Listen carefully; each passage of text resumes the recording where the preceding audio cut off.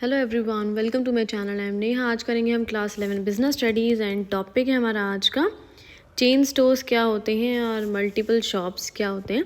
इन guys इस channel पे हम जितनी भी वीडियोस करेंगे वो सभी एनसीईआरटी की बुक्स में से करेंगे। तो देखो बुक में क्या लिखा हुआ है, चेन स्टोर्स और multiple shops are networks of retail shops. यानी ये जो चेन स्टोर्स होते हैं बेसिकली होते क्या है, एक तरह की रिटेल शॉप्स ही होती हैं, छोटी छोटी ये दुकानें ही होती हैं। Are owned and operated by manufacturers और इंटरमीडियरीज। तो यहाँ पे क्या लिखा है कि इनका ऑनर कौन होता है और इनकी कैसे ऑपरेट होती है, कैसे कौन इनको रन करता है, कौन इनको संभालता है। कोई भी मैन्युफैक्चरर हो या कोई भी इंटरमीडियरी हो, इससे कोई फ़र्क नहीं पड़ता, ये इन शॉप्स को मैनेज करते हैं। Under this type of arrangement a number of shops with similar appearance are established. अब एक्चुअली में ये है क्या चीज़, डिटेल में अब बताया है। सो इसमें क्या होता है, नंबर ऑफ शॉप्स यानी बहुत सारी शॉप्स होती हैं। ऐसा नहीं है सिर्फ एक होती है, दो होती है, नहीं, कई सारी 15, 20, 30 होती हैं। सिमिलर अपीयरेंस यानी दिखने में एक जैसी होती हैं सारी शॉप्स। जैसे एक दिल्ली में हो गई, दिल्ली के किसी एरिया में होगी, एक किसी एरिया में होगी, एक मुंबई में होगी, एक चेन्नई में होगी, ऐसे अलग अलग जगहों में होती हैं और दिखने में ऑलमोस्ट एक जैसी होती है, सिमिलर होती है। और ये कहाँ होती है, लोकेलिटीज़ में होती है। ठीक है, यानी ऐसी जगह जहाँ पे लोग रहते हों, बेसिकली रेजिडेंशियल एरिया हम बोल सकते हैं, जहाँ पे लोग हों आसपास। Spread over different parts of the country, और हमारे देश के अलग अलग कोनों में ये दुकानें होती हैं। ऐसा नहीं है कि सिर्फ एक दुकान होगी, दो दुकान होगी, नहीं, कई सारी दुकानें होती हैं ये, और हमारे देश में अलग अलग जगह होती है। पहले एग्जांपल देती हूँ जिससे सब कुछ क्लियर होता जाएगा। जैसे कि मैकडॉनल्ड देखा होगा आपने, डोमिनोज़ देखा होगा आपने।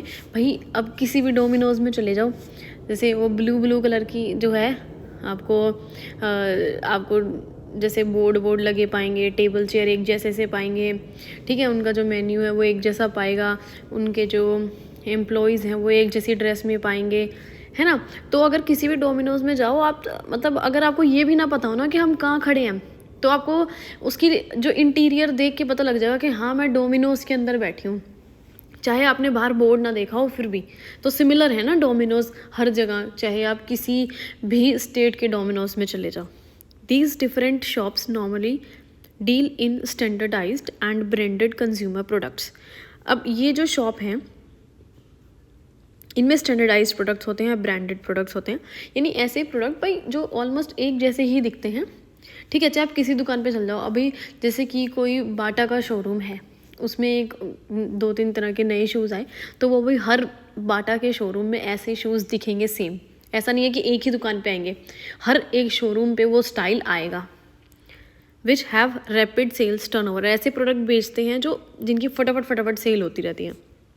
ठीक है, these shops are run by the same organisation, और ये जितनी भी शॉप्स हैं, चाहे 10,000 शॉप हों, लेकिन इनको चलाता कौन है, सिर्फ एक ही ऑर्गेनाइजेशन है जो सब कुछ देखती है इनका। And have identical merchandising strategies. Identical यानी बिल्कुल सेम स्ट्रैटेजीज होती है। मर्केंडाइज यानी उनकी जो प्रोडक्ट है उसको लेके सबकी सेम स्ट्रैटेजी है।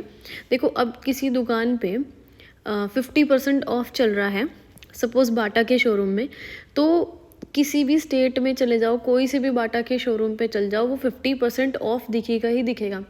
बाय 1 गेट 1 फ्री अगर एक शोरूम पे है तो भाई उससे रिलेटेड हर एक शोरूम पे वो डिस्काउंट आपको दिखेगा। ठीक है, सम ऑफ द इम्पॉर्टेंट फीचर्स, अब उसके कुछ फीचर्स पढ़ते हैं क्या हैं। सबसे पहला है, these shops are located in fairly populous localities. तो भाई ये जो शॉप्स होती हैं कहाँ पे होती है, इनकी लोकेशन बेसिकली कहाँ होती है, जहाँ पे पॉपुलस मतलब जहाँ बहुत सारी पॉपुलेशन यानी लोग रहते हैं, ऐसे मोहल्लों में होती है, ऐसी रेजिडेंशियल एरियाज़ में होती है। Where sufficient number of customers can be approach, ताकि अच्छी खासी मात्रा में कस्टमर्स इधर आ सकें, इन शॉप्स पे विजिट कर सकें। The idea is to serve the customers at a point which is nearest to their residence. अब इसका मेन आइडिया क्या होता है, ऐसा क्यों होता है कि ये ऐसी जगहों पे होती है जहाँ कई सारे लोग पाए जाएं। ठीक है, जैसे कि रेजिडेंस का मतलब क्या होता है, रेजिडेंशियल एरिया का मतलब होता है जहाँ पे लोग रहते हैं, जहाँ सोसाइटी होती है, आबादी वाले जो क्षेत्र होते हैं, बेसिकली उनकी बात कर रही हूँ। तो ऐसी जगह पे पाई जाती है, या वर्क प्लेस या जहाँ बहुत सारे ऑफिस वगैरह हो, ऐसी जगह ये दुकानें पाई जाती हैं, ताकि जो है ज़्यादा से ज़्यादा लोग इन्हें विजिट कर सकें। अब एक लास्ट में लाइन लिखी हुई है, rather than attracting them to a central place, यानी ये किसी एक सेंट्रल प्लेस पे नहीं होती है, यानी कहीं बहुत दूर मार्केट है एक जहाँ पे आसपास कोई लोग नहीं रहते हैं, सिर्फ मार्केट है, ऐसी जगहों पे नहीं होती है ये, ठीक है। जहाँ बहुत सारे लोग रहते हैं और विजिट करते रहते हैं, ऐसी जगहों पे बेसिकली ये दुकानें होती हैं। The manufacturing procurement of merchandise for all the retail units is centralised. Manufacturing यानी जो प्रोडक्ट बन रहा है वो सेंट्रलाइज्ड है, चाहे 100 दुकान है, ठीक है, बाटा की, लेकिन उनका जो मैन्युफैक्चरिंग है वो एक ही कंपनी देख रही है, हर एक दुकान अपना अपना मैन्युफैक्चरिंग नहीं कर रही है। प्रोक्योरमेंट ऑफ मर्केंडाइज यानी अगर हम रॉ मटेरियल या कुछ भी चीज़ अरेंज कर रहे हैं दुकानों के लिए, कोई टेबल चेयर चाहे कुछ ला रहे हो, चाहे स्टॉक ला रहे हो, कोई भी चीज़ ला रहे हो, तो ये सब चीज़ें दुकानें खुद से नहीं खरीद के लाती है। ये सभी चीज़ें मेन जो उनकी जो हेड ऑफिस है, ठीक है, देखो यहाँ लिखा हुआ है ना हेड ऑफिस, वही ये सारी चीज़ें खुद से करता है। दुकानें सिर्फ क्या करती हैं, अपना लिखित में रिटन में ऑर्डर दे देती है मेन हेड ऑफिस को, भाई ये चीज़ें ख़त्म है, ऐसी ऐसी चीज़ों की ज़रूरत है, तो वो हेड ऑफिस अपने आप ही बाकी जिम्मेदारियाँ उठा लेते हैं। From where the goods are dispatch to each of these shops. अब क्या होता है कि जो हेड ऑफिस होता है वहाँ से सारे गुड्स डिस्पैच होते हैं और इन सभी शॉप्स पे पहुँच जाते हैं। मतलब शॉप्स की जो भी रिक्वायरमेंट होती है, जो स्टॉक ख़त्म हो गया होता है, ये हेड ऑफिस अपने आप खुद ही इन शॉप्स पे सारा स्टॉक पहुँचा देता है। This results in saving in cost of operation. इससे हमारी क्या बचत आती है, कॉस्ट ऑफ ऑपरेशन की बचत आती है। देखो भाई, हर एक दुकान है, हर एक दुकान मैन्युफैक्चरिंग करेगी, हर एक दुकान अपना स्टॉक खुद लाएगी, भाई कितने सारे लोगों की ज़रूरत होगी, कितने सारे एम्प्लॉयज़ की ज़रूरत होगी, है ना, हर एक दुकान के लिए, हर एक चीज़ के लिए। भाई तू मैनेजर बन जा कि तू स्टॉक देखेगा, तू मैनेजर बन जा, तू ये देखेगा साफ सफाई, तू मैनेजर बन जा, तू ये देखेगा, नहीं, ऐसा तो बहुत खर्चा हो जाएगा। लेकिन हर चीज़ अगर सेंट्रलाइज्ड हो जाए, सारी चीज़ें हेड ऑफिस से मैनेज होने लग जाए, तो हेड ऑफिस में सिर्फ एक मैनेजर चाहिए होगा जो हर एक दुकान पे अपने आप नज़र रख लेगा, कोई टेंशन ही नहीं। इससे हमारे पैसे बच जाएंगे। अब सिर्फ एक बंदा चाहिए जो सारी दुकानों को मैनेज करेगा। Each retail shop is under the direct supervision of a branch manager. हर एक शॉप को सुपरवाइज कौन करता है, एक ही इंसान, ब्रांच मैनेजर। यानी जितनी भी ब्रांचेज हैं, चाहे 1000 ब्रांचेज हो, उन सब का एक मैनेजर बना दिया जाता है, वही सब कुछ सुपरवाइज करता है। मतलब डे टू डे चीज़ें जो मैनेज करनी है, कैसे मैनेज करनी है डे टू डे चीज़ें, उनका स्टॉक जो रोज़ भरा जाता है अगर ख़त्म हो जाता है तो ये सारी चीज़ें ब्रांच मैनेजर देखता है। देखो आगे क्या लिखा है, manager sends daily reports to the head office in respect of sales. अब जो ब्रांच मैनेजर है आपका, वो डेली रिपोर्ट भेज देता है हेड ऑफिस के पास हर एक ब्रांच की, कि भाई इतनी इतनी सेल हो रही है, इस ब्रांच में हो रही है, इतना इतना कैश जो है डिपॉजिट हो चुका है हर एक ब्रांच में, इतना सेल से जो पैसा आया है वो इतना आ चुका है, इतने स्टॉक की हर एक दुकान पे रिक्वायरमेंट है, भाई कि स्टॉक ख़त्म हो गया तो स्टॉक फिल भी तो करना है ना वो। तो ये सारी चीज़ों की रिपोर्ट इकट्ठी करेगा एक ही मैनेजर हर एक दुकान की, और जाके वो हेड ऑफिस में सारी चीज़ें भेज देगा लिख कर। All the branches are controlled by the head office which is concerned with formulating the policies and getting them implemented. अब जितनी भी ब्रांचेज हैं उनको कंट्रोल कौन करेगा, हेड ऑफिस। अब देखो कंफ्यूज मत होना, अभी तो आप बोलोगे कि अभी पीछे हमने पढ़ा था कि ब्रांच मैनेजर सब कुछ देखेगा, नहीं, ब्रांच मैनेजर सिर्फ सुपरवाइज करने का काम कर रहा है, लेकिन जो कंट्रोलिंग का काम है, ठीक है, वो हेड ऑफिस कर रहा है। इन दोनों में बहुत ज़्यादा अंतर है, क्योंकि ब्रांच मैनेजर सिर्फ डे टू डे एक्टिविटीज़ को देख रहा है कि सही से हो रही है या नहीं हो रही हैं, क्या हो रहा है क्या नहीं हो रहा है, इस चीज़ की रिपोर्ट दे रहा है। लेकिन हेड ऑफिस भाई हर एक चीज़ को देखेगा, यानी अगर कोई पॉलिसी फॉर्मुलेट करनी है, कुछ इम्प्लीमेंट करना है, नया रूल कुछ भी, तो ये सारे काम जो बड़े बड़े काम है वो हेड ऑफिस देखेगा, जो छोटे छोटे काम है वो ब्रांच मैनेजर देखेगा।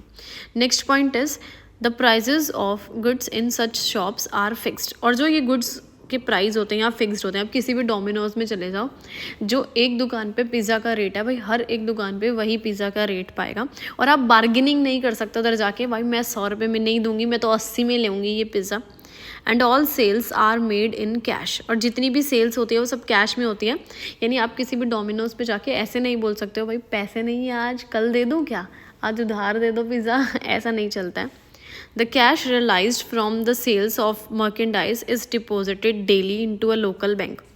कैश रियलाइज्ड फ्रॉम सेल का मतलब है भाई जितनी भी ये लोग सेल करते हैं दुकान वाले, इससे जो भी कैश इनके पास आता है, मर्केंडाइज यानी जो अपना स्टॉक बेच के इन्होंने कैश लाया है, वो डेली की डेली बैंक में डिपॉजिट करा देते हैं। कोई पास का बैंक देख लेते हैं, वहाँ पे डेली डिपॉजिट करा देते हैं।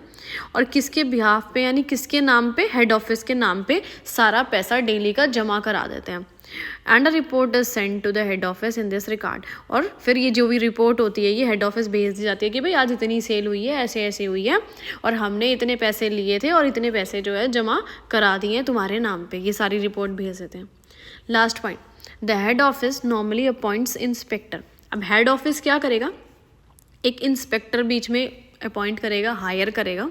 इंस्पेक्टर क्या काम करेगा, who are concern with day to day supervision of the shop. अब डे टू डे सब कुछ सुपरवाइज कौन करेगा, यही इंस्पेक्टर करेगा। ठीक है, ब्रांच मैनेजर, दोबारा बता रही हूँ कि ये और इंस्पेक्टर में भी डिफरेंस है। ब्रांच मैनेजर यहाँ क्या कर रहा है, डेली ऑनलाइन सारी रिपोर्ट्स कलेक्ट करके रिक्वायरमेंट के बारे में जान के हेड ऑफिस को भेज रहा है। लेकिन इंस्पेक्टर जो है पर्सनली शॉप्स पे जाता है और उनको सुपरवाइज करता है। क्या सुपरवाइज करता है अब inspector, in respect of quality of customer service provided, यानी जो कस्टमर्स को सर्विसेज प्रोवाइड करी जा रही हैं क्या अच्छी क्वालिटी की सर्विसेज हैं। ऐसा तो नहीं है डोमिनोज वाले बीच में चीज़ ही नहीं लगा रहे हैं, अपनी जेब में भर के घर लेके जा रहे हैं, कुछ ऐसा सिस्टम तो नहीं कर रहे। तो ये सारी चीज़ें भाई सुपरवाइज करता है इंस्पेक्टर। और ये भी देखता है कि जितनी भी पॉलिसीज़ हैं जो हेड ऑफिस ने बनाई है वो एडहेरेंस का मतलब है कि वो फॉलो की जा रही है या नहीं करी जा रही है, कि सारी चीज़ें डिटेल में देखता है।